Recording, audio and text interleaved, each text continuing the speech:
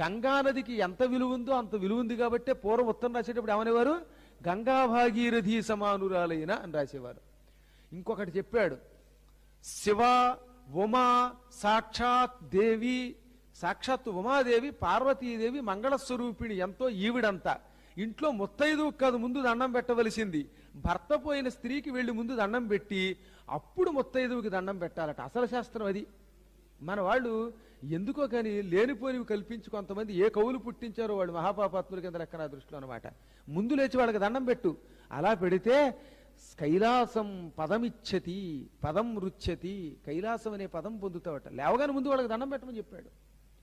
అటువంటిది పాపం వాళ్ళకేమో అన్నం పెట్టకుండా శ్రీనాథుడు కొంత అన్యాయం చేశాడు. ఇక్కడ సంస్కృతంలో ఉన్న కాశీఖండాన్ని తెలుగులోకి అనువాదం చేస్తున్నప్పుడు ఈ శ్లోకాలు చెప్పలా, తక్కినవన్నీ పద్యాల్లో ఏం చెప్పాడంటే ఆడవాళ్ళు కాస్త జాగ్రత్తగా ఉండాలి, రాత్రిపాటు ఉప్పుడు పిండి తినాలి, ఇవి మాత్రం చెప్పి ఊరుకున్నాడు. అసలు వాళ్ళని